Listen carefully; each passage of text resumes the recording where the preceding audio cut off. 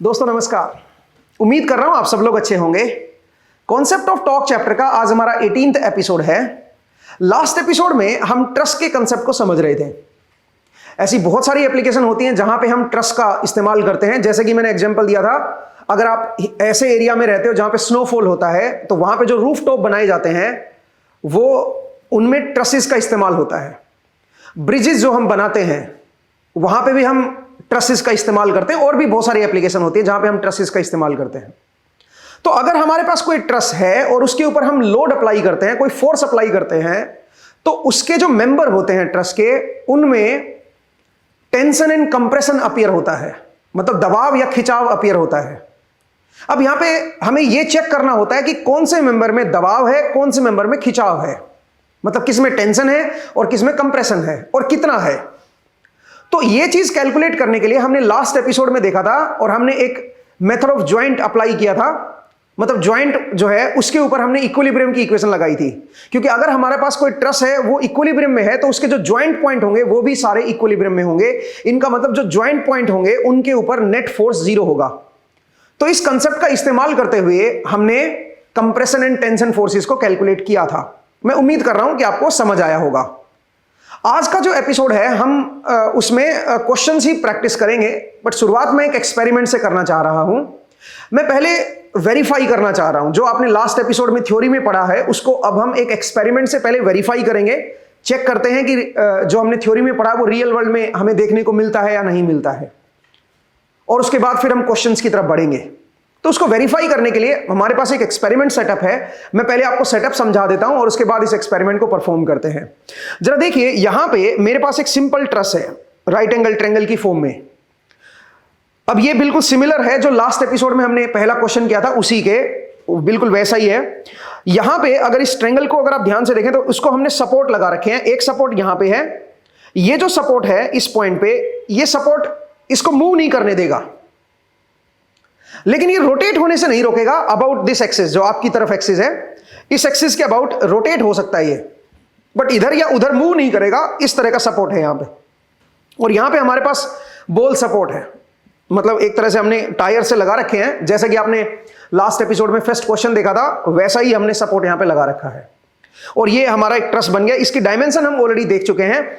ये जो हाइट है ये 10.4 सेंटीमीटर है और ये जो एंगल है ये आपका 36 डिग्री का है।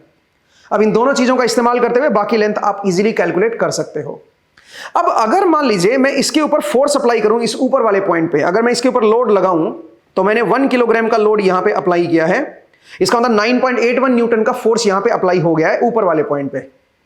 तो ऐसा करने से अगर आप ध्यान से देखें तो ये इक्विलिब्रियम में है, बट इसके कुछ मेंबर के अंदर कंप्रेशन होगा और कुछ मेंबर के अंदर टेंशन होगा। ये हम ऑलरेडी देख चुके हैं और हमने थ्योरी से ये एक्सप्लेन किया था, ये फाइंड किया था कि ये जो मेंबर होगा जो हाइपोटेन्यूज की फॉर्म में है यहां पे, उसके अंदर कंप्रेशन आएगा और बाकी दोनों के अंदर टेंशन आएगी। मतलब इन दोनों में खिंचाव है और इसमें दबाव है। अब इसको हम कैसे वेरीफाई करें कि इसके अंदर खिंचाव है और इसमें भी खिंचाव है, इसमें भी दबाव है। तो मैं एक काम करता हूं, मैं नीचे वाले को वेरीफाई करके देखता हूं पहले, और इसी को करेंगे। इसको करने की जरूरत नहीं है। फिर इसमें देखते हैं कि इसमें खिंचाव है या नहीं है। अब ये कैसे देखेंगे भाई, उसका एक तरीका है मेरे पास, उसको मैं आपको एक्सप्लेन करूंगा। बट उससे पहले मैं आपको ये बता दूं कि इसके अंदर जो टेंशन आएगी उसकी वैल्यू क्या होगी।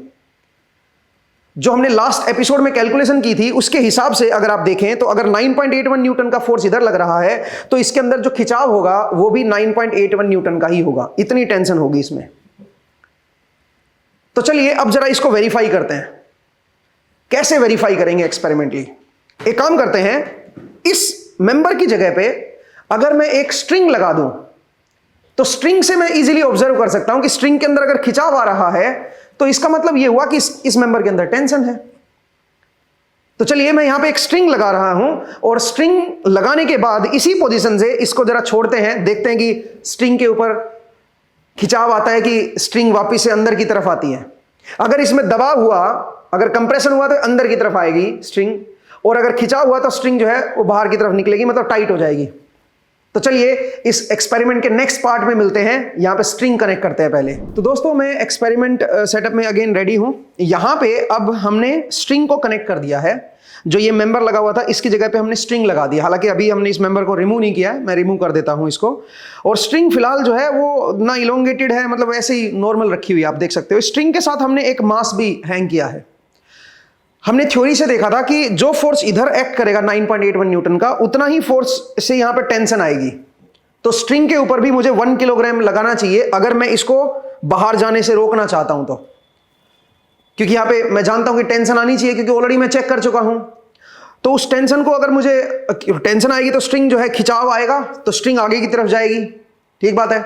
अगर मैं उसको चाहता हूं खिंचाव होने से, आगे जाने से रोकने के लिए, तो मुझे इधर क्या लगाना पड़ेगा, 1 किलोग्राम ही लगाना पड़ेगा। लेकिन मैंने यहां पे 550 ग्राम्स हैंग किया है। वो 550 इसलिए किया है बिकॉज कुछ फ्रिक्शन फोर्स यहां पे भी है भाई। तो एक तरह से 550 प्लस ये फ्रिक्शन मिलके आपका ऑलमोस्ट एक तरह से 1 किलोग्राम के अराउंड ही आपका बन जाएगा। 550 ग्राम्स इंटू 9.81 न्यूटन तो ये दे देगा। कुछ फ्रिक्शन फोर्स होगा, दोनों को अगर आप ऐड करोगे तो वो 9.81 न्यूटन के बराबर ही ऑलमोस्ट बन जाएगा। हालांकि थोड़ा कम ही रहेगा इधर वाला फोर्स, सो दैट आप इसको क्लियरली देख सको। तो सबसे पहले मैं क्या कर रहा हूं, मैं इस मेंबर को हटा रहा हूं यहां से। ठीक है, तो जरा मैं इस मेंबर को यहां से रिमूव कर देता हूं। ओके, ये मेंबर मैंने यहां से निकाल दिया है। ठीक है, और ये स्ट्रिंग यहां पे अटैच्ड है। ठीक है भाई, मैं रेडी हूं। तो ये मेंबर मैंने निकाल दिया, मतलब ये डायमेंशन अभी उतनी ही है। अब मैं क्या करने जा रहा हूं, अब मैं इसको हैंग करने जा रहा हूं, इस पे फोर्स अप्लाई करने जा रहा हूं। देखते हैं स्ट्रिंग के अंदर टेंशन आती है या ये स्ट्रिंग अंदर की तरफ आती है।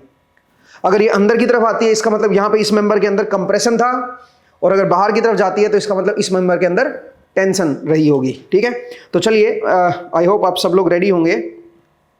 एंड यहाँ पे हमने होल्ड करने के लिए एक मास को लगा रखा है। तो आप देख पा रहे होंगे जैसे मैं छोड़ रहा हूँ वैसे वैसे स्ट्रिंग टाइट हो गई है। एंड जैसे मैंने 1 किलोग्राम को छोड़ा, ये आपका आगे जाने की टेंडेंसी दिखा रहा है। ठीक है, पूरी तरह से इसको खींच नहीं पा रहा बिकॉज ये टच कर रही है यहाँ पे फ्रिक्शन की वजह से। अगर मैं इसको हल्का सा थोड़ा सा सपोर्ट दूं तो आप देख पा रहे होंगे आगे की तरफ जा रहा है। मतलब ये स्ट्रिंग जो है अंदर की तरफ नहीं आ रही, ये बाहर की तरफ खिंचाव महसूस हो रहा है इसमें। ठीक है, तो इसका मतलब ये जो मेंबर यहाँ पे लगा हुआ था उसके अंदर टेंशन थी। आई होप आपको ये क्लियर हुआ कि कैसे हम उसको वेरीफाई करके देख सकते हैं। यहाँ पे स्ट्रिंग लगा के, या यहाँ पे मैं रबड़ स्ट्रिंग भी लगा सकता था। रबड़ स्ट्रिंग में भी क्या होता है, वो रबड़ जो है वो इलोंगेट होता, तो उससे आपको पता चल जाता कि भाई यहाँ पे जो है एक्चुअल में वो टेंशन थी, कंप्रेशन नहीं था। तो हमने जो थ्योरी में पढ़ा है वो प्रैक्टिकली भी आप चेक कर सकते हो। आई होप आपको एक्सपेरिमेंट समझ आया। अब चलिए वापिस हम बोर्ड पे चलते हैं और कुछ नए मेथड्स को समझते हैं, कुछ नए एग्जाम्पल को समझते हैं, कुछ क्वेश्चंस को सोल्व करते हैं। तो मिलते हैं फिर बोर्ड पे। तो दोस्तों, आपने एक्सपेरिमेंट देखा, मैं उम्मीद कर रहा हूं कि आपको अंडरस्टैंडिंग बनी होगी कि कैसे हम कंप्रेशन एंड इलोंगेशन फोर्स को वेरीफाई कर सकते हैं। अब चलिए कुछ और क्वेश्चंस करते हैं एंड उसके बाद फिर कुछ नई चीज़ों को भी सीखते हैं। जरा देखिए, मेरे पास एक क्वेश्चन है, इस क्वेश्चन से मैं शुरुआत कर रहा हूं। क्वेश्चन कुछ इस तरह का है कि हमारे पास इस तरह का स्ट्रक्चर है जिसमें ये मेंबर लगे हुए हैं। ठीक है, और यहां पे चलिए मैं मेंबर को बढ़ा भी देता हूं, इस तरह की सिचुएशन है, और यहां पे एक सपोर्ट लगाया गया है एक वॉल के साथ। इस पॉइंट पे भी एक सपोर्ट लगाया गया है, इस जॉइंट पे एक सपोर्ट लगाया गया है, और ये जो सपोर्ट है ये कुछ अलग तरह का है, ये कुछ इस तरह का सपोर्ट है।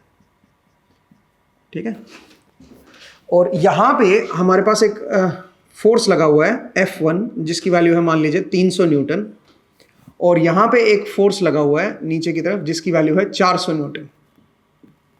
इस तरह मान लीजिए फोर्सेस यहां पे इस पे एक्ट कर रहे हैं। अच्छा, लेंथ वगैरह मैं दे देता हूं आपको।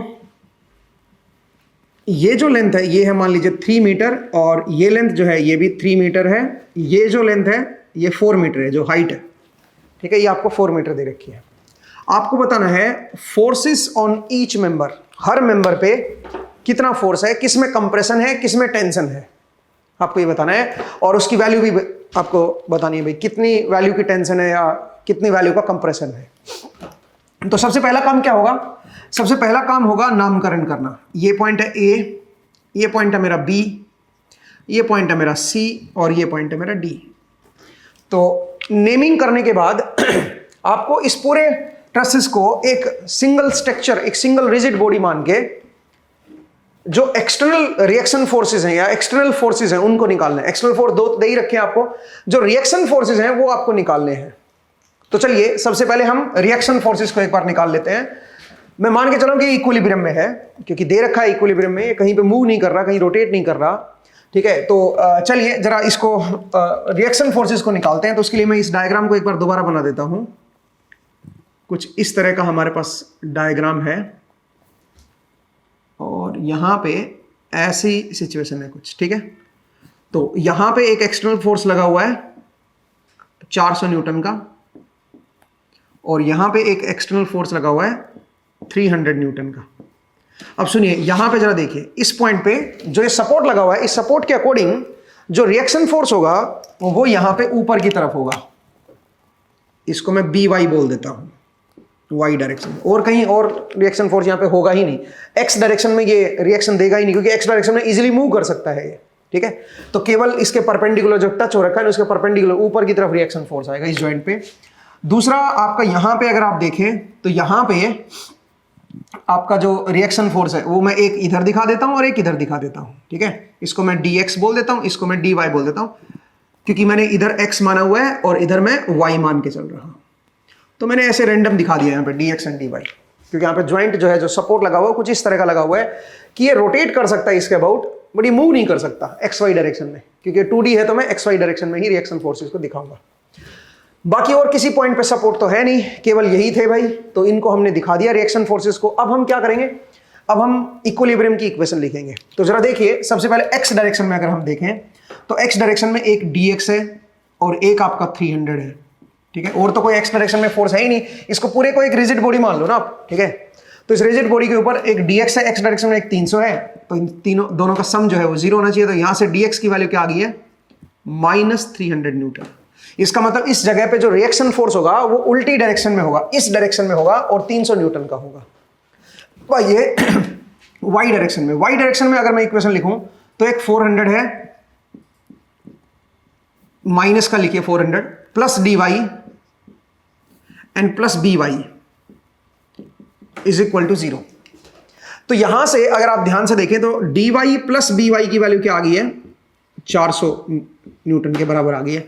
बट हमें तो dy एंड by चाहिए भाई, तो dy एंड by की वैल्यू कैसे निकालोगे? उसके लिए हम इस पॉइंट के अबाउट टॉर्क को भी 0 कर देते हैं। किसी भी पॉइंट के अबाउट टॉर्क को 0 कर सकते हैं, तो इस पॉइंट के अबाउट करते हैं, क्योंकि यहां पे 2 अननोन है। तो जब इस पॉइंट के अबाउट टॉर्क निकालोगे तो इन दोनों की वजह से कोई टॉर्क नहीं आएगा, एक इसकी वजह से आएगा, एक इसकी वजह से और एक इसकी वजह से, जिनमें से केवल ये अननोन है, तो ये डायरेक्टली आपका कैलकुलेट हो जाएगा। इस पॉइंट के अबाउट टॉर्क जो है वो 0 होना चाहिए। तो जरा देखिए, सबसे पहले इस 400 की वजह से देखते हैं, r इधर हो गया, f इधर हो गया, तो r क्रॉस f करोगे तो r मेरा इधर है, f मेरा नीचे की तरफ है, तो r क्रॉस f करोगे तो बाहर की तरफ आएगा टॉर्क। और कितना आएगा जरा देखो, ये जो लेंथ है ये 3 मीटर है, देखो ना यहाँ पे दे रखी है 3 मीटर। तो आप बताओ यहाँ पे जो टॉर्क बनेगा वो बनेगा 1200 न्यूटन मीटर। और r क्रॉस f करोगे तो r इधर है, f इधर है, तो r क्रॉस f करोगे तो बाहर की तरफ आएगा, ठीक है। तो इसको मैं प्लस z कैप लिख रहा हूं, तो पॉजिटिव लिख देता हूं, ठीक है भाई, पॉजिटिव मतलब z कैप की तरफ है। नेक्स्ट आइए अब इसकी वजह से अगर आप इस पॉइंट के अबाउट अगर आप टॉर्क निकाल रहे हो तो यहां से जो लाइन ऑफ एक्शन है इस फोर्स की, उसके साथ जो परपेंडिकुलर डिस्टेंस है वो देख लो, परपेंडिकुलर डिस्टेंस होगी 6, ठीक है। तो 6 इंटू बी वाई हो गया, r इधर है, f इधर है, तो r क्रॉस f करोगे तो अंदर की तरफ आएगा, तो -6 by 6 परपेंडिकुलर लेंथ होगी लाइन ऑफ एक्शन की इस पॉइंट से। अब आइए यहां पे देखो r इधर है, f इधर है, तो r क्रॉस f करोगे तो बाहर की तरफ टॉर्क देगा ये, तो पॉजिटिव लिख देता हूं। और कितना है ये लेंथ, कितनी बताओ, ये लेंथ है 4 मीटर, आप देख सकते हो जो है ये लेंथ है 4 मीटर, तो 4 इंटू 3 करोगे तो 1200 एंड इक्वल टू 0 कर दो। तो यहां से by की वैल्यू आ गई है, by comes out to be 2400 divide by 6, 400 newton. 400 newton का by आ गया है, यहां पे जो रिएक्शन फोर्स आया है वो 400 न्यूटन का है। तो by अगर 400 का आ गया तो dy की वैल्यू क्या होगी फिर 0। इसका मतलब है यहां पे जो y डायरेक्शन में जो रिएक्शन फोर्स आएगा वो फिर 0 आएगा, ठीक है। तो बड़ा आसान था, इस तरह से हम इक्वेशन ऑफ इक्विलिब्रियम लिख के 2D में उसको हम सोल्व कर सकते हैं। जो एक्सटर्नल हमारी जो फोर्सेस थे और जो रिएक्शन फोर्सेस थे सपोर्ट पॉइंट पे, उन सबको हमने कैलकुलेट कर लिया है। अब चलिए आगे बढ़ते हैं। नेक्स्ट, हमें तो जो फोर्सेस बताने हैं वो तो मेंबर के अंदर बताने हैं ना, कि किसके अंदर टेंशन होगी, किसके अंदर कंप्रेशन होगा, वो चीजें अपने को चेक करनी है। तो अब उनका नंबर आ जाता है। तो जरा देखिए, सबसे पहले मैं क्या करूंगा, मैं ज्वाइंट को निकालूंगा, और वो ज्वाइंट ढूंढिए जिस ज्वाइंट पे एक आपका 2 अननोन हो और एक नोन हो। ठीक है। अननोन 2 से ज्यादा नहीं होने चाहिए, नोन बेशक 1 से ज्यादा हो, कोई दिक्कत नहीं है, ठीक है। अननोन 2 ही होने चाहिए और नोन जो है एटलीस्ट 1 तो हो ही हो, उससे ज्यादा हो तो बहुत अच्छी बात है, ठीक है। तो जरा देखिए, अगर मैं इस ज्वाइंट की बात करूं, इस ज्वाइंट पे अगर आप देखें तो BY मेरा नोन हो गया है। BY की वैल्यू कितनी हो गई है बताओ, 400 न्यूटन हो गई है, और 2 अननोन है, ये और ये। तो मैं एक काम करता हूं, इसको इसमें जरा देखता हूं कि कौन सा इलोंगेशन मानूं कि कंप्रेशन मानूं। इसमें भी इलोंगेशन या कंप्रेशन कोई भी मान सकते हो आप, कैसे भी ले सकते हो। तो सबसे पहले एट ज्वाइंट बी पे देखते हैं। एट ज्वाइंट बी ज्वाइंट पे अगर मुझे देखना हो तो बी ज्वाइंट पे जो फोर्सेस हैं उनको जरा दिखाते हैं। तो एक तो ये रिएक्शन फोर्स हो गया भाई 400 न्यूटन का ऊपर की तरफ। अब आइए यहां पे, अगर आप यहां पे देखें तो यहां पे ये मेरा ए पॉइंट है, ये मेरा बी पॉइंट है। मैं मान के चल रहा हूं कि ये जो है ये मेरा इलोंगेट हो रहा है, इसमें टेंशन आ रही है, ऐसे मान लेते हैं। हालांकि आप उल्टा भी मान सकते थे, ऐसा कोई जरूरी नहीं है। मैं मान के चला हूं कि ये लंबाई, खिंचाव आ रहा है, इसके अंदर टेंशन आ रही है। तो अगर ये खिंचाव में है, इसमें टेंशन है, तो इधर वाले पॉइंट को अंदर की तरफ खींचेगा। ये बोलेगा कि मैं खींचना नहीं चाह रहा हूं, तो इसको इधर की तरफ खींचेगा सो दैट उसको खिंचाव को अपोज कर सके। तो इधर जो फोर्स होगा वो बनेगा FAB, ठीक है। मैंने इसमें टेंशन ले ली है, मैंने इधर मान लिया FAB, और मैं मान के चलूं कि इसमें भी खिंचाव होगा, मान लेते हैं ऐसे ही कि इसमें भी खिंचाव है भाई। ये भी जो है इलोंगेट होने की तरफ जा रहा है, तो इन दोनों को अंदर की तरफ खींचेगा। तो यहां पे ये इस तरफ लग जाएगा। इसको मैं क्या नाम दूंगा, FBC, ये C है ना, तो FBC बोल देता हूं। दोनों में मैंने टेंशन मान ली है कि इसमें भी खिंचाव हो रहा है, तो इस पॉइंट को अंदर की तरफ खींचेगा, इस पॉइंट को इधर खींचेगा। इसमें मैंने खिंचाव मान लिया, तो इसको इधर खींचेगा और इसको इधर खींचेगा, सो दैट ये वापस नॉर्मल पोजीशन में ही रहे, ठीक है। तो इस तरह से हमने यहां पे फोर्सेस को दिखा दिया। अब क्या करेंगे, अब हमें नेट फोर्स को 0 करना है भाई, लेकिन उसके लिए हमें एंगल चाहिए। ये वाला एंगल निकाल लेते हैं, तो इससे ये एंगल आ जाएगा हमारे पास, ठीक है। तो ये एंगल कैसे निकालोगे जरा देखो। वर्टिकल जो लेंथ है वो है मेरे पास 4, सुनील जी मुझे कैलकुलेटर दे दीजिए, और ये लेंथ है 3। तो मैं क्या करूंगा, इसको थीटा मान लेता हूं। तो theta will be equal to 10 inverse of 4/3 कर दो, ठीक है। इससे जो हमारे पास एंगल निकल के आएगा वो देख लो भाई। तो मैं जरा कैलकुलेटर से आप कर सकता हूं, वैसे आपको याद होना चाहिए, ये बहुत ईजी है, ठीक है। तो इसकी जो वैल्यू है वो हमारे पास निकल के आ रही है 53.13, ठीक है। दिस एंगल इज 53.13, ये एंगल आ गया। तो यहां से ये एंगल भी उतना ही रहेगा भाई, ये भी थीटा ही रहेगा, ठीक है। तो अब चलिए यहां पे जरा इक्विलिब्रियम की इक्वेशन लिखते हैं। मेथड ऑफ ज्वाइंट हमें यही कहता है कि अगर पूरा जो ट्रस है वो अगर इक्विलिब्रियम में है तो ज्वाइंट भी क्या रहेंगे, वो भी इक्विलिब्रियम में रहेंगे। तो इस पॉइंट पे अगर मैं इक्विलिब्रियम की इक्वेशन लिखूं तो मैं बोलूंगा FBC प्लस FAB कोस 53.13। इस एंगल का कोसाइन लेना है, तो कोसाइन क्या होता है, बेस अपॉन हाइपोटेन्यूज, तो 3/5, ठीक है। कोस थीटा, थीटा यही एंगल है ना, तो इसका कोसाइन क्या होता है, बेस अपॉन हाइपोटेन्यूज। तो बेस 3 है और हाइपोटेन्यूज 5 है, तो ये मेरा बन गया, और इक्वल टू क्या कर दोगे, 0। तो ये मेरे पास इक्वेशन ऑफ इक्विलिब्रियम आ गई हॉरिजॉन्टल डायरेक्शन में। अब आइए वर्टिकल डायरेक्शन में। वर्टिकल डायरेक्शन में क्या आएगी, 400 plus FAB sine theta. Sine theta क्या होगा, 4/5 इज इक्वल टू 0। तो यहां से अगर आप देखोगे तो FAB की जो वैल्यू आएगी वो आएगी -500 न्यूटन, और अगर FAB यहां पे -500 पुट करोगे तो FBC जो निकल के आएगा it comes out to be 300 newton. इसका मतलब है FBC तो पॉजिटिव आया, तो इसमें आप टेंशन मान रहे थे, तो यहां पे टेंशन फोर्स है, बिल्कुल सही है। लेकिन जो FAB है वो नेगेटिव आ गया, इसका मतलब इसमें जो आप टेंशन मान के चल रहे थे ना वो असल में टेंशन नहीं है, वो कंप्रेशन है, क्योंकि ऑपोजिट डायरेक्शन में लग रहा है। ये 500 न्यूटन का फोर्स इस पॉइंट पे इधर लग रहा है और इस पॉइंट पे इधर लगेगा। इसका मतलब इनको दूर की तरफ लेके जाएगा। दूर क्यों लेके जाएगा, क्योंकि इसके ऊपर दबाव महसूस हो रहा है, इसमें दबाव महसूस होगा तो साइडों को बाहर की तरफ देगा फोर्स। तो इसका मतलब यहां पे जो आपने फोर्स दिखाया वो थोड़ा गलत दिखा दिया, उसको आप इधर की तरफ दिखाओ, और उसको कितना फोर्स होगा, वो 500 न्यूटन का। तो इसका मतलब जो मेंबर AB होगा, इस मेंबर AB के अंदर कंप्रेशन आपको देखने को मिलेगा, ठीक है। कितना, 500 न्यूटन का, 500 न्यूटन का कंप्रेशन आपको देखने को मिलेगा। तो यहां पे 500 न्यूटन यहां पे लग रहा है, तो यहां पे 500 न्यूटन फिर इधर लगेगा, इस A जॉइंट पे 500 न्यूटन ये आपका इधर लगेगा। सही है भाई, आई होप आपको समझ आया। ऐसे ही अगर मैं BC की बात करूं तो BC के अंदर क्या है, टेंशन।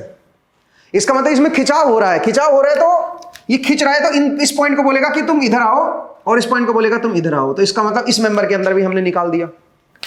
तो ये 300 न्यूटन से इधर खींचेगा, इसको 300 न्यूटन से इधर खींचेगा, ठीक है। आई होप आपको समझ आया। चलिए भाई अब आगे चलते हैं। नेक्स्ट जरा देखिए, अब हमारे पास ये 3 मेंबर और बचे हुए हैं, इनमें और निकाल रहे हैं। तो अब क्या करें, अब हम इस पॉइंट पे इक्वेशन ऑफ इक्विलिब्रियम अप्लाई कर देते हैं, क्योंकि इस पॉइंट पे भी 3 मेंबर जुड़े हुए हैं और नोन कितने हो गए हैं जरा देखो, एक ये वाला मेंबर वाला नोन फोर्स हो गया, एक ये वाला नोन हो गया, 2 अननोन है। तो कोई बात नहीं, दोनों को निकाल लेंगे फिर हम, जो 2 अननोन है उनको निकाल लेते हैं। तो चलिए जरा अब जॉइंट ए पे देखते हैं, ठीक है। तो मैं इधर से रब कर दूं भाई, इसको रब कर देता हूं, ये रिएक्शन फोर्सेस हमारे पास आ गए सारे, ठीक है। अब जरा जॉइंट ए पे देख लेते हैं। तो कहानी बड़ी सिंपल है, अब आप इसको इजीली सोल्व कर सकते हो। जॉइंट ए जॉइंट पे देखते हैं। तो जॉइंट ए पे अगर आप देखोगे तो ए जॉइंट पे एक तो 400 न्यूटन का फोर्स इधर लग रहा है, 400 न्यूटन डाउनवर्ड है, 500 न्यूटन का फोर्स इधर लग रहा है, 500 न्यूटन, और ये जो एंगल है ये एंगल थीटा के बराबर है, जो थीटा एंगल है वही एंगल यहां पे भी है भाई, ठीक है।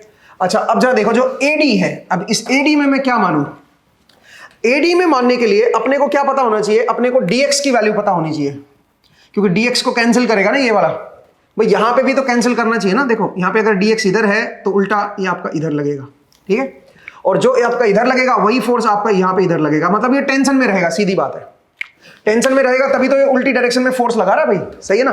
तो इसका मतलब ये जो फोर्स होगा ये तो हमें पहले ही पता चल गया है, ये वाला। आप बोलोगे सर ये कैसे पता चला, भाई यहां पे देखो ना यार, यहां पे भी तो इक्विलिब्रियम मेंटेन होगा ना। तो यहां पे अगर x डायरेक्शन में dx है तो यहां पे उतना ही dx इधर भी देगा ये, और dx को आप पहले ही कैलकुलेट कर चुके हो। आप बोलोगे सर कहां कैलकुलेट कर चुके हैं, dx को हमने कैलकुलेट किया है भाई, और dx कितना था -300, dx हमारा माइनस, क्योंकि x डायरेक्शन में और तो कोई फोर्स था ही नहीं, एक dx था, 300 था, तो dx वाज -300 न्यूटन। इसका मतलब यहां पे जो रिएक्शन फोर्स है वो इस तरफ है, तो इसका मतलब इस स्ट्रिंग, इस मेंबर के अंदर जो फोर्स होगा फिर वो इस तरफ आएगा भाई।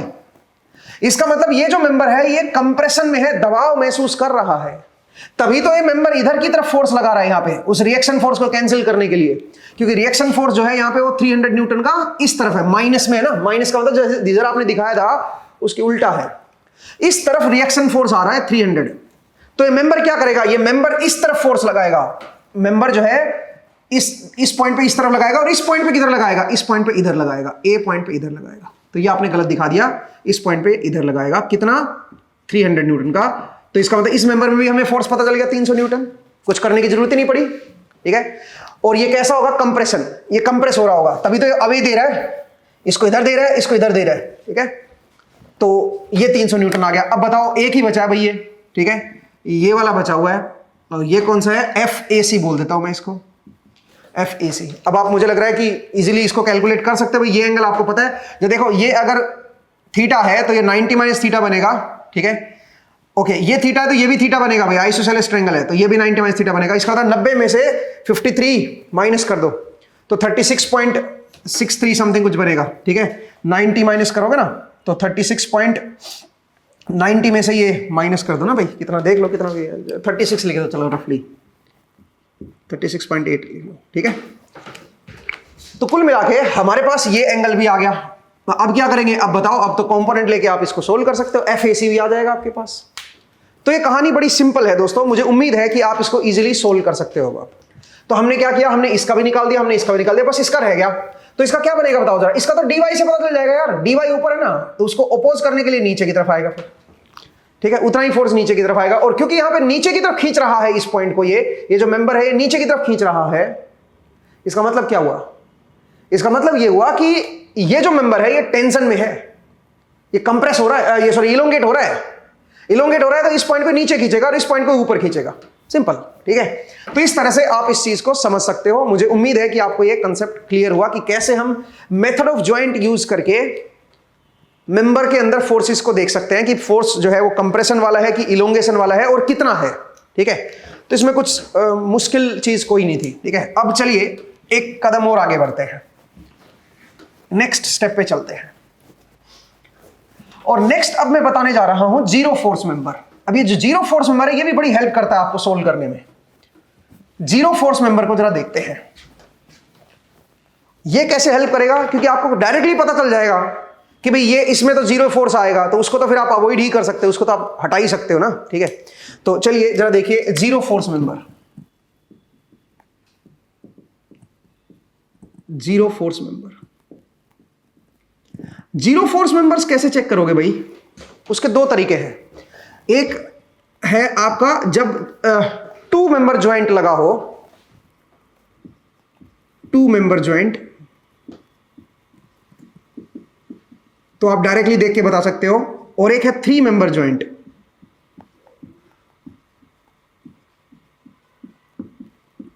मतलब एक ऐसा ज्वाइंट हो जिसके ऊपर तीन मेंबर जुड़े हों, या ऐसा ज्वाइंट जिसके ऊपर दो मेंबर जुड़े हों, तो उनमें आप डायरेक्टली बता सकते हो। जरा देखिए कैसे है। सबसे पहले टू मेंबर ज्वाइंट को देखते हैं। अगर कोई ट्रसेस है और उनमें ऐसा एक ज्वाइंट बना हुआ है जिसमें केवल दो मेंबर जुड़े हुए हैं, दोनों के दोनों नॉन कोलिनियर होने चाहिए। मतलब दो नॉन कोलिनियर मेंबर का ज्वाइंट वहां पे बना हुआ है, और उस ज्वाइंट पॉइंट पे कोई एक्सटर्नल फोर्स नहीं होना चाहिए, कोई रिएक्शन फोर्स नहीं होना चाहिए। अगर ऐसी सिचुएशन है तो वो जो टू मेंबर का जो ज्वाइंट होगा उसमें जो दोनों मेंबर होंगे उन दोनों मेंबर में जीरो फोर्स आएगा। जरा देखिए कैसे। अगर मैं इसको एक्सप्लेन करना चाहूं तो मैं इस तरह से समझा सकता हूं। जरा देखो, मान लीजिए मैं ऐसा कोई ट्रस ले लेता हूं, ठीक है, इस तरह का कोई ट्रस ले रहा हूं, ठीक है। यहां पे मेरे पास एक रोलर लगा हुआ है, ठीक है, और यहां पे इस ज्वाइंट पे मे बी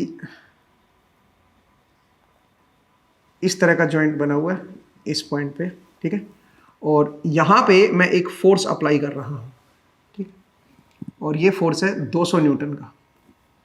और एक मिनट के लिए मैं ये मान के चल रहा हूं कि ये लेंथ भी 2 है और ये हाइट भी 2 है, ठीक है, ये लेंथ भी 2 है, मतलब ये एंगल 45 डिग्री का है, ठीक है। अब सुनो, यहां पे एक ज्वाइंट हो रखा है। अब जरा देखिएगा, अगर मैं नाम दूं तो ये ए हो गया, ये बी हो गया, ये सी हो गया, ठीक है, ये मेरा पॉइंट डी हो गया। और अगर मैं पूछूं कि बताओ मेंबर्स के अंदर क्या क्या फोर्सेस आपको देखने को मिलेंगे, कौन कंप्रेस होगा, कौन इलोंगेट होगा, सबसे पहले आप ये देखा करो। ये देखो, ये जो ज्वाइंट है ये टू मेंबर ज्वाइंट हो गया। एक मेंबर आपका ए बी हो गया, एक मेंबर आपका बी सी हो गया। दोनों के दोनों नॉन कोलिनियर हैं, एक ही लाइन पे नहीं है दोनों मेंबर, ठीक है, नॉन कोलिनियर है, एक इधर है दूसरा इधर है। और यहां पे कोई एक्सटर्नल फोर्स भी नहीं लगा रखा हमने, कोई यहां पे एक्सटर्नल फोर्स नहीं है, कोई यहां पे रिएक्शन फोर्स नहीं है। तो आप ये कह सकते हो कि इसके अंदर जो फोर्स आएगा वो जीरो होगा और इसके अंदर जो फोर्स आएगा वो भी जीरो होगा। मतलब ये जीरो फोर्स मेंबर है भाई। आप इनको हटा सकते हो अब कैलकुलेशन के लिए। अब बस आप इतना जो सिंपल ट्रस रह गया इसको देखिए बस, और इसमें आप जो है कंप्रेशन और इलोंगेशन के फोर्सेस को निकाल सकते हो, सेम वही मेथड ऑफ ज्वाइंट लगा के। आप बोलोगे सर ये जब जीरो मेंबर था तो इसको लगाया क्यों आपने? क्योंकि कई बार ऐसी सिचुएशन आती है कि लोडिंग बदल जाती है, डिफरेंट टाइप के लोड अप्लाई हो जाते हैं, और उस केस में कोई ब्रेक हो जाए या कुछ और प्रॉब्लम आ जाए तो ये एक स्टेबिलिटी प्रोवाइड करेगा उसको। ये हमारे ट्रस्ट को स्टेबिलिटी जरूर प्रोवाइड करेगा, बट फिलहाल इस पर्टिकुलर सिचुएशन में अगर इक्विलिब्रियम मेंटेन हो रखा है तो इस पर्टिकुलर सिचुएशन में इसमें जीरो फोर्स होगा। इसको आप हटा भी सकते हो। इसको लगाया इसलिए जाता है जीरो फोर्स मेंबर्स को, सो दैट कोई ऐसी सिचुएशन आ जाए जिनमें कोई ब्रेक हो जाए या कुछ और भी हो जाए तो ये आपके स्ट्रक्चर को स्टेबिलिटी प्रोवाइड करता है। दैट्स व्हाई इसको हम लगाते हैं, ठीक है। तो ध्यान दीजिएगा कि कैसे हम रिकॉग्नाइज करें कि कौन सा जीरो फोर्स मेंबर है। तो दो ज्वाइंट वाला जो है उसको आप इस तरह से देख सकते हो। दो ज्वाइंट वाला जो मेंबर होना चाहिए वो कोलिनियर नहीं होना चाहिए। अगर कोलिनियर है तो नहीं कर सकते हो आप ऐसे, उस केस में हो भी सकता है नहीं भी हो सकता, वो फिर आपको देखना पड़ेगा, बट डायरेक्टली देख के नहीं बता सकते हो, ठीक है। अगर नॉन कोलिनियर मेंबर्स लगे हुए हैं, एक पॉइंट पे दो मेंबर जुड़े हुए हैं, नॉन कोलिनियर है और वहां पे कोई एक्सटर्नल फोर्स नहीं है या कोई रिएक्शन फोर्स नहीं है, तो आप कह सकते हो कि वो जीरो फोर्स मेंबर होगा। अब आइए three member joint. Three member joint का क्या मतलब है? मतलब तीन मेंबर जुड़े होने चाहिए। जैसे कि अगर मैं दिखाऊं आपको तो मान लीजिए इस तरह का कोई मेरे पास स्ट्रक्चर है, इस तरह का मेरे पास कोई स्ट्रक्चर है,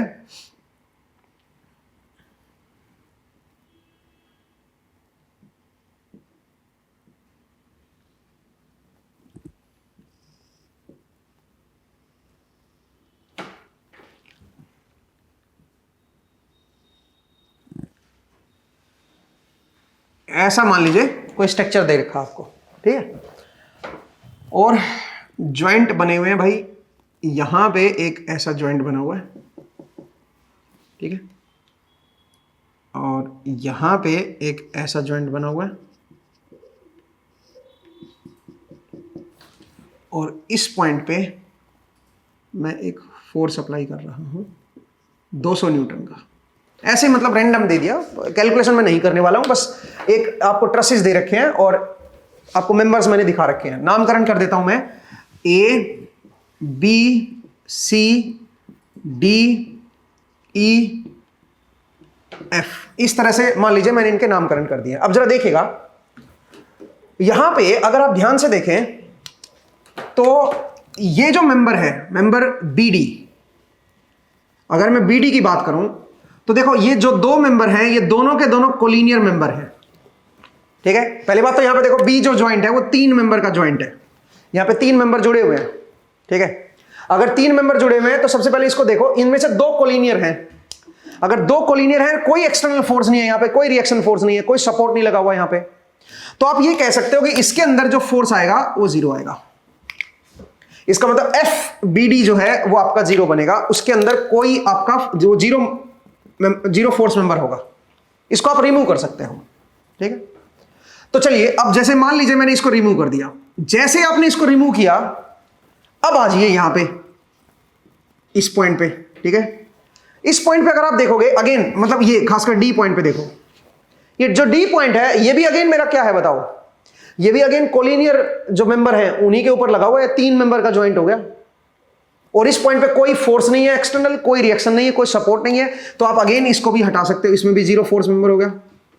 ठीक है, अब जैसे ये हटा उसके बाद यहां पे आ जाओ, यहां पे अगर आप देखोगे तो अगेन कोलिनियर मेंबर लगे हुए हैं, एक आपका ईएफ है, एक आपका डी मेंबर लगा हुआ है यहां पे, तो अगेन 3 मेंबर का ज्वाइंट हो गया यहां पे, और जिसमें से 2 कोलिनियर हैं और यहां पे कोई एक्सटर्नल फोर्स नहीं है, कोई रिएक्शन फोर्स नहीं है, तो आप क्या करोगे, इसमें 0 फोर्स होगा, इसको भी आप रिमूव कर सकते हो, इसको हटा सकते हो। तो अल्टीमेटली आपके पास ये स्ट्रक्चर आ जाएगा, केवल इन्हीं के अंदर फोर्सेस बचेंगे। अब आप देख लो किसके अंदर कंप्रेशन है, किसके अंदर इलोंगेशन है, मेथड ऑफ ज्वाइंट लगा के आप वो चेक कर सकते हो। तो मुझे उम्मीद है आपको ये समझ आया कि कैसे हम रिकॉग्नाइज करें कि कौन से में 0 फोर्स होगा। डायरेक्टली आप रिकॉग्नाइज कर सकते हो। आप बोलोगे लेकिन सर प्रूव करके बताओ कि ऐसा होता है, तो चलिए इसको जरा प्रूव कर लेते हैं। ठीक है, एक प्रॉब्लम से इसको जरा प्रूव करते हैं कि हम ये जो मैंने जो बताया है ये बिल्कुल सही बताया है। तो उसके लिए एक स्ट्रक्चर ले लेते हैं। तो मान लीजिए मेरे पास कुछ इस तरह का स्ट्रक्चर है,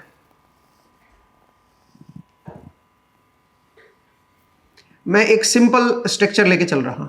ठीक है, ऐसा ले लेते हैं, सिंपल लेके चलते हैं, और यहां पे पहले 3 जॉइंट वाला देख लेते हैं कि यहां पे मेरा 3 का जॉइंट हो रखा है। ठीक है, और यहां पे जॉइंट है, और यहां पे जॉइंट है, और यहां पे, और यहां पे मान लीजिए मैंने फोर्स लगा दिया है। ठीक है, यहां पे एक तरह से आप ऐसे समझिए कि ये मेरा इस तरह से जॉइंट था, ऐसे ले लेते हैं, सिंपल केस लेते हैं। ठीक है, यहां पे एक हमने सपोर्ट दे रखा है। ठीक है, और यहां पे एक फोर्स लगा रखा है 10 न्यूटन का, और यहां पे भी एक फोर्स लगा हुआ है 10 न्यूटन का। ठीक है, ये जो लेंथ है 2 मीटर है, ये भी 2 मीटर है, और ये भी मान लीजिए 2 मीटर है, ऐसे मान लेता हूं।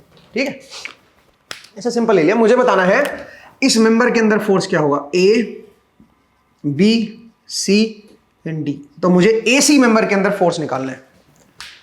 वो कैसे निकालेंगे, उसके लिए सबसे पहले एक काम करते हैं, पूरे को एक रिजिड बॉडी मानते हैं एंड रिएक्शन फोर्सेस को पहले निकालते हैं। जरा देखिएगा, तो मैं क्या कर रहा हूं, इस पूरे को अगर मैं रिजिड बॉडी मान लूं तो रिएक्शन फोर्सेस यहां पे आएंगे बस, और तो कोई सपोर्ट है ही नहीं। तो यहां पे एक फोर्स आप इधर दिखा दो और एक फोर्स आप इधर दिखा दो, इसको मैं AX बोल देता हूं, इसको मैं AY बोल देता हूं।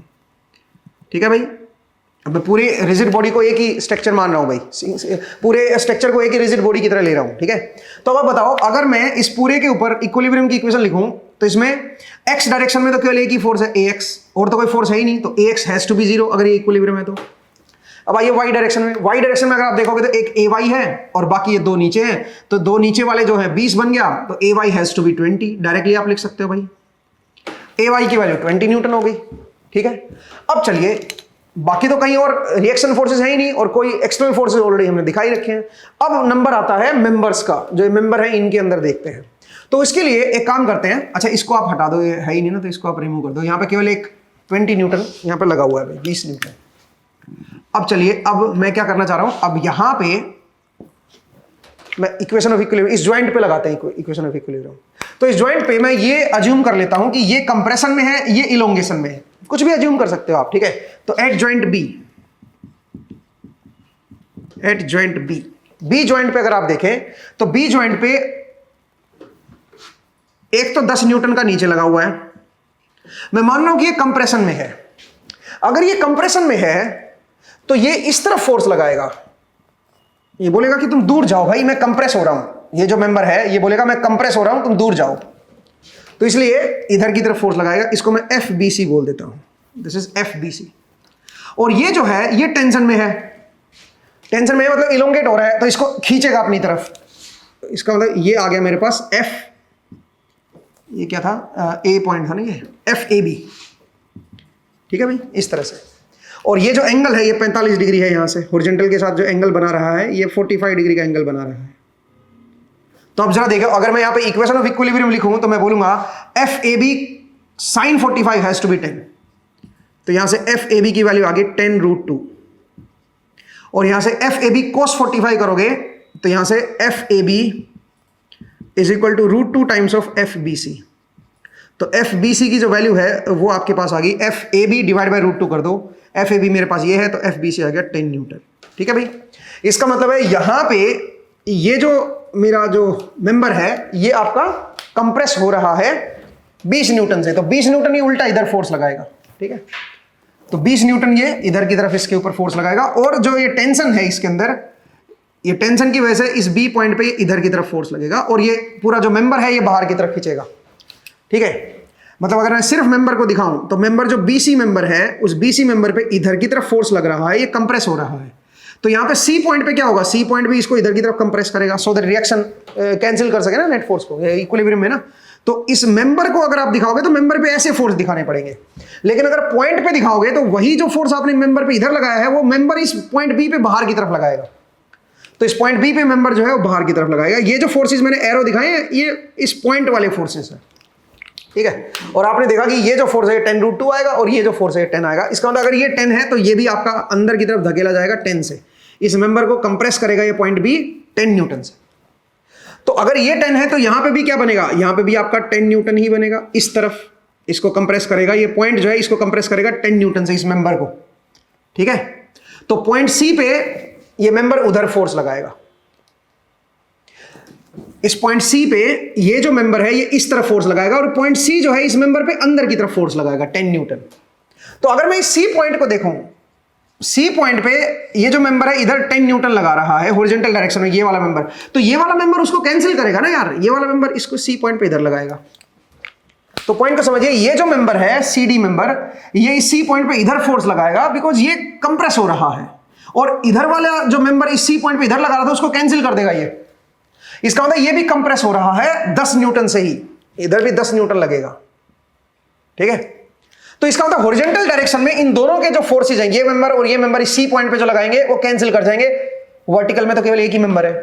अब वर्टिकल डायरेक्शन में अगर इसने कोई फोर्स लगाया, सोचिए ऊपर या नीचे इस सी पॉइंट पे, तो उसको बैलेंस करने वाला कोई है ही नहीं, और क्योंकि ये इक्विलिब्रियम में है तो इसका मतलब ऊपर वाला जो फोर्स है वो 0 फोर्स लगाएगा, ये 0 न्यूटन लगाएगा। ऊपर वाला जो मेंबर है इस सी पॉइंट पे 0 न्यूटन फोर्स लगाएगा, ना ये ऊपर जाएगा ना ये नीचे जाएगा सी पॉइंट। इसका मतलब ये हुआ कि ये जो है ये 0 फोर्स मेंबर है। आप इस तरह से इस चीज को चेक कर सकते हो। तो मुझे उम्मीद है आपको ये समझ आया कि कैसे हम ये कह सकते हैं। ये डायरेक्टली भी बता सकते थे हम लोग कि भाई ये दोनों कोलिनियर है और यहां पे कोई एक्सटर्नल फोर्स नहीं है, कोई रिएक्शन फोर्स नहीं है, तो ये जो तीसरा जो मेंबर होगा, कोलिनियर को तो छोड़ दो, जो तीसरा मेंबर होगा वो मेंबर पे आपका 0 फोर्स होगा। अच्छा, कई बार ज्वाइंट 4 पॉइंट वाला होता है, 4 मेंबर वाला होता है, वहां पे नहीं कह सकते हो आप, ये 4 वाले में नहीं बोल रहे, 3 वाले में ऐसे बोल सकते हो भाई। ठीक है, और अगर यहां पे कोई एक्सटर्नल फोर्स होता तब भी नहीं बोल सकते थे आप, तब भी ये नहीं कह सकते थे कि इस पे 0 फोर्स होगा। ठीक है, ये चीज ध्यान दीजिएगा भाई। मुझे उम्मीद है आपको समझ आया। अब इसी क्वेश्चन में 2 मेंबर को भी समझ सकते हैं। जरा देखिए कैसे, जरा देखिएगा कैसे। अगर इसी क्वेश्चन में मैं आपको सिचुएशन थोड़ी बदल देता,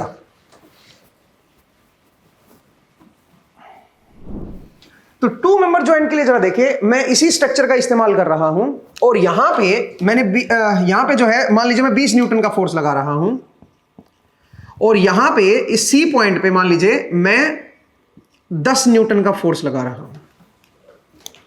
ठीक है, अब मैं जानना चाहता हूं कि भाई हर एक इसमें क्या क्या फोर्स आएगा अगर ये इक्विलिब्रियम में है। तो देखो यहां पे अगर आप ध्यान से देखें तो ये जो ज्वाइंट है ये 2 मेंबर ज्वाइंट है, तो जो मैंने बताया उसके हिसाब से तो यहां पे 0 न्यूटन का फोर्स आना चाहिए था। ठीक है, इसमें कोई फोर्स नहीं आएगा। अब आप कैलकुलेशन करके देखिए कि इसमें 0 न्यूटन का फोर्स आ रहा है या नहीं आ रहा। कैलकुलेशन कैसे करेंगे, अगेन वही प्रोसेस करेंगे। पहले सपोर्ट वाला जो रिएक्शन फोर्सेस हैं उनको कैलकुलेट करेंगे और उसके बाद ज्वाइंट टू ज्वाइंट मूव करते हुए हम इन दोनों मेंबर पे फोर्सेस को निकालेंगे। जो मैंने बताया उसके हिसाब से 0 आना चाहिए, बट अगर मान लीजिए कैलकुलेशन से 0 नहीं आ रहा है इसमें, 1 मिनट के लिए मान लेते हैं कि 0 तो नहीं आ रहा इसमें, तो इसका मतलब यह हुआ कि फिर जो है ये इक्विलिब्रियम में रहेगा भी नहीं। अगर इसमें 0 नहीं आ रहा ना, तो इसका मतलब ये इक्विलिब्रियम में जो मैंने बोला है ये कॉन्ट्राडिक्ट कर रहा है उस चीज को, ये इक्विलिब्रियम में नहीं रहेगा। फिर हो सकता है ये जब आप ऐसे फोर्सेस लगाओगे प्रैक्टिकली तो ये घूम जाए, रोटेट हो जाए। रोटेट अगर हो गया तो इसका मतलब ये फिर इक्विलिब्रियम में कैसे रहेगा। और वैसे भी मैं आपको बताऊं यहां पे रोटेशन आएगा, क्योंकि अगर आपने ये फोर्सेस लगाए और आप बोल रहे हो कि ये इक्विलिब्रियम में है तो ये गलत बोल रहे हो। क्यों गलत बोल रहे हो? आप जरा इस पॉइंट के अबाउट नेट टॉर्क को निकाल के देखिए। इस पॉइंट के अबाउट नेट टॉर्क 0 नहीं है, जो भी एक्सटर्नल फोर्स, भाई यहां पे जो रिएक्शन फोर्सेस है उनकी वजह से तो कोई टॉर्क आएगा नहीं, इस फोर्स की वजह से भी इस पॉइंट के अबाउट कोई टॉर्क नहीं आएगा, क्योंकि जो इसकी लाइन ऑफ एक्शन है वो इससे पास हो रही है। ये फोर्स जो है ये आपको टॉर्क देगा और ये टॉर्क देगा और ये इसको इधर रोटेट करेगा। ये 0 टॉर्क नहीं आएगा इस पॉइंट के अबाउट। इसका मतलब ये इस पोजीशन में इक्विलिब्रियम में है ही नहीं। ये मैंने गलत बोल दिया कि ये इक्विलिब्रियम में है। अगर आपकी बुक में ऐसा लिखा हुआ आ जाए और ये स्ट्रक्चर आ जाए तो ये स्टेटमेंट ही रॉन्ग है। ठीक है, कॉन्ट्राडिक्ट कर रहा है ये। तो आपको ये भी पता होना चाहिए कि भाई क्या मिस्टेक है प्रॉब्लम के अंदर। अगर कोई ऐसी प्रॉब्लम दे रखी है जिसमें ऐसे 2 मेंबर लगा रखे हैं और तो 2 मेंबर में फोर्स हमेशा 0 आएगा। अब अगर इस प्रॉब्लम में आप सोल्व करके देखोगे ना तो 0 नहीं आएगा, क्योंकि इक्विलिब्रियम में है ही नहीं। ठीक है, तो चलिए मुझे इसको थोड़ा सा मॉडिफाई करना है क्वेश्चन को, तो मैं जरा दूसरा क्वेश्चन लेता हूं, थोड़ा सा और जरा सिचुएशन को बदल देते हैं। सिचुएशन कुछ इस तरह की है, आप जरा देखिए। अब मैं थोड़ी सिचुएशन को बदल रहा हूं और कुछ इस तरह की सिचुएशन ले रहा हूं। यहां पे मैंने इस तरह का ये लगा दिया है। ठीक है भाई, और ये मेरा ज्वाइंट है, ये मेरा ज्वाइंट है। ठीक है, और इस जगह पे आपका ये कुछ लगा हुआ है। ठीक है जी, दूसरा यहां पे हम एक फोर्स लगा रहे हैं और वो जो फोर्स है वो डाउनवर्ड है, सोचिए। ठीक है, या मे बी इस तरफ लगा लो आप। ऐसे मैं फोर्स लगा रहा हूं कुछ एंगल पे। ये एंगल है मान लीजिए 45 डिग्री और ये जो फोर्स है ये है 50√2 न्यूटन का। मान लीजिए ऐसे फोर्स लगाया मैंने। ठीक है, तो इस तरह का आपको ये स्ट्रक्चर दे रखा है। ये पॉइंट है मेरा A, ये पॉइंट है मेरा B बोल दो इसको, इस पॉइंट को C बोल दो और इस पॉइंट को D बोल दो। ऐसे हमने कुछ स्ट्रक्चर बनाया हुआ है। आपको बताना है हर एक में क्या मतलब कंप्रेशन होगा कि इलोंगेशन होगा, ये आपको कैलकुलेट करना है। तो अगर आप ध्यान से देखें तो यहां पे और यहां पे 2 सपोर्ट हैं, तो यहां पे रिएक्शन फोर्सेस आएंगे। सबसे पहले तो मैं इसको ब्रेक कर देता हूं। इसको ब्रेक करोगे तो 2 फोर्स बनेंगे भाई, एक ये 50 न्यूटन का इधर और 50 न्यूटन का इधर, 50 न्यूटन का। अब मैं काम करता हूं, इस पूरे स्ट्रक्चर को एक रिजिड बॉडी मान लेता हूं और रिएक्शन फोर्सेस की वैल्यू निकालता हूं। यहां पे रिएक्शन फोर्स केवल ऊपर की तरफ आएगा, कितना? 50 न्यूटन। ठीक है, इसको बैलेंस आउट करना ना। नहीं भाई, ये मैंने गलत बोल दिया, अभी आप रुकिए। यहां पे रिएक्शन फोर्स ऊपर की तरफ आएगा, इसको मैं CY लिख देता हूं। मुझे नहीं पता कितना होगा ये। यहां पे जो रिएक्शन फोर्सेस होंगे वो एक आपका इधर होगा और एक आपका इधर होगा। एक आपका AX बोल देता हूं, एक आपका AY बोल देता हूं। ठीक है, ये 2 रिएक्शन फोर्स यहां पे आ गए। अब सवाल यहां पे ये है AX, AY और CY इन सब की क्या वैल्यू आएगी। तो उसको निकालने के लिए एक काम करता हूं, मैं जो है वो पहले x डायरेक्शन में बैलेंस इक्वेशन ऑफ बैलेंस लगा देता हूं, इक्विलिब्रियम इक्वेशन लगा देता हूं। तो यहां से AX की वैल्यू क्या निकल के आएगी? AX की वैल्यू निकल के आएगी 50 न्यूटन। ठीक है, 50 न्यूटन जो है वो AX की वैल्यू निकल के आएगी, क्योंकि आप देख सकते हो इधर AX है, इधर 50 है, तो ये और तो x डायरेक्शन में कोई एक्सटर्नल फोर्स है नहीं। ऐसे ही फिर y डायरेक्शन में देखिए, y डायरेक्शन में अगर आप बोलोगे तो AY plus CY is equal to 50। भाई AY भी ऊपर है, CY भी ऊपर है, 50 नीचे है, तो AY plus CY equal to 50। यहां से आप जो है AY एंड CY को निकाल नहीं सकते हो। तो एक काम करते हैं, इस पॉइंट के अबाउट अब टॉर्क की इक्वेशन लिखते हैं। तो टॉर्क जो है वो आपका 0 होना चाहिए भाई, ठीक है। तो इस पॉइंट के अबाउट टॉर्क लिखोगे, इन दोनों फोर्सेस की वजह से कोई टॉर्क नहीं आएगा। ये जो 50 न्यूटन है, इस 50 न्यूटन की वजह से भी कोई टॉर्क नहीं आएगा, क्योंकि इसकी लाइन ऑफ एक्शन इससे पास हो रही है। तो ये 50 न्यूटन कोई टॉर्क नहीं देगा, ये देगा टॉर्क। और ये किधर की तरफ देगा, ये लेंथ भी देता हूं, ये सारी लेंथ 2 मीटर, ये भी 2 मीटर है, और इसको भी 2 मीटर ले लो, ये भी 2 मीटर ले लो, ठीक है। हाँ जी, तो अब बताओ ये जो 50 न्यूटन है ये किधर टॉर्क देगा, आर इधर है, एफ मेरा इधर है, तो आर क्रॉस एफ करोगे तो अंदर की तरफ टॉर्क आएगा, तो -100 न्यूटन मीटर का टॉर्क इस 50 ने दे दिया। अब ये सी वाई जो है ये क्या करेगा, ये आपका ऊपर की तरफ लग रहा है, और जो परपेंडिकुलर लेंथ है इसकी लाइन ऑफ एक्शन की वो 2 मीटर ही है, तो प्लस क्या लिखोगे, सी वाई इंटू 2 बराबर के इधर 0, तो यहां से आपके पास सी वाई जो निकल के आएगा वो आएगा 50 न्यूटन, और सी वाई अगर 50 न्यूटन है तो ए वाई की वैल्यू आएगी 0 न्यूटन। इसका मतलब ये मेरा 0 न्यूटन बनेगा, और ये जो रिएक्शन फोर्स है ये 50 न्यूटन का बनेगा, तभी ये इक्विलिब्रियम में रहेगा भाई। तो फिलहाल ये इक्विलिब्रियम में है, यहां पे AX की वैल्यू जो है वो आपके पास 50 न्यूटन है, AX जो है वो 50 न्यूटन है। तो हमने देखा कि यहां पे पूरी जो रिजिड बॉडी है ये इक्विलिब्रियम में है, इसको अगर मैं एज ए होल लेके चलूंगा तो इक्विलिब्रियम मेंटेन हो रहा है। अगर इक्विलिब्रियम मेंटेन हो रहा है तो फिर यहां पे अब 0 फोर्स बनेंगे, इस मेंबर और इस मेंबर के अंदर 0 फोर्स आएंगे, क्योंकि यहां पे ये जो ज्वाइंट है ये 2 मेंबर ज्वाइंट है, दूसरा यहां पे कोई एक्सटर्नल फोर्स नहीं है, कोई रिएक्शन फोर्स नहीं है, तो यहां पे 0 फोर्स आएगा। चेक करके देखते हैं कैसे चेक करोगे, जरा देखिए।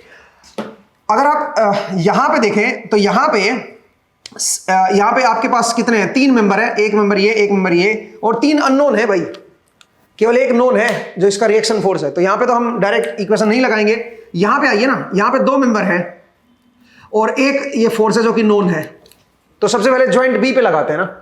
तो एट ज्वाइंट बी